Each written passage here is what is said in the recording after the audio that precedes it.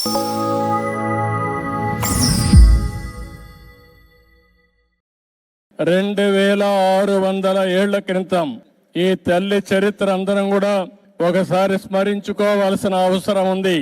ఆ చరిత్ర తెలిస్తే మనం కూడా త్యాగాలకు ఏ విధంగా విలువిస్తామో అర్థమవుతుంది. 2600 సంవత్సరాల కంటే ముందు పెనుగొండ పాలకులు ఆర్య వయస్సులైన కుసుమ శ్రేష్ఠి కుసుమాంబ దంపతులకి పుట్టిన కుమార్తె వాసవి కన్యకా పరమేశ్వరి. ఆ తల్లిని చూస్తే భగవంతుడు ఆశీస్సులతో పుట్టినటువంటి తల్లి కలియుగ దేవత కన్యకా పరమేశ్వరి అని చెప్పి కూడా మీకు తెలియజేస్తున్నా. దేవుణ్ణి చూసినప్పుడు ఒక వరం ఇచ్చాడు. ఆ వరం ప్రకారమే ఆమె ఇక్కడ పుట్టింది.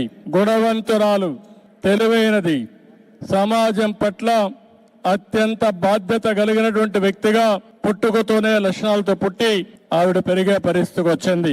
అలాంటి ఆడబిడ్డ ఆ రోజుట్లోనే రాజమహేంద్రవరాన్ని పరిపాలించే విష్ణువర్ధుడని రాజు పక్కనే పరిపాలించేవాడు. ఈవిడ గుణగణాలు తెలుసుకుని ఆయన ఈవిడ్ని పెళ్లి చేసుకోవాలని వాళ్ళ తండ్రితో సంప్రదించే పరిస్థితికి వస్తారు.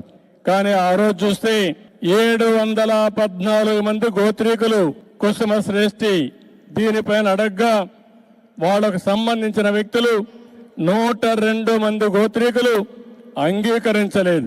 ఆవిడకి కూడా ఇష్టం లేదు. ఇష్టం లేనప్పుడు ఆవిడ పెళ్లికి నిరాకరించింది. దానిపైన ఎవరైతే విష్ణువర్ధనుడు ఆగ్రహం చెంది నాలాంటి వాణ్ణి కాదంటారని ఎక్కువ ఆగ్రహాన్ని పెంచుకొని ఏం చేయాలో చేస్తానని చెప్పి ఇష్టానుసారంగా మాట్లాడే పరిస్థితికి వచ్చింది.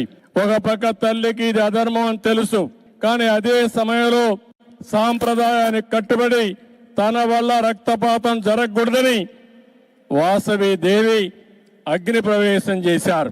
శాంతిని కాపాడాలని ఆత్మ బలిదానం చేశారంటే అది తల్లి చూపించిన చొరవ. 2600 సంవత్సరాల కంటే ముందు ఆవిడతో 102 మంది గోత్రీకులు కూడా ఆత్మార్పణ చేశారు. అంటే మనందరం గుర్తుపెట్టుకోవాల్సింది, ఆ రోజుట్లోనే యుద్ధాలు జరిగేటివి, రక్తపాతం చిందించేవాళ్ళు. కానీ ఒకే నిర్ణయం చేసి నా వల్ల సమాజానికి ఎక్కడ కూడా హింస రాకూడదు, ఎవరికి కూడా ఇబ్బంది కలగకూడదని ఆ దేవి ఆ రోజు ఆత్మార్పణ చేసే పరిస్థితి వచ్చింది.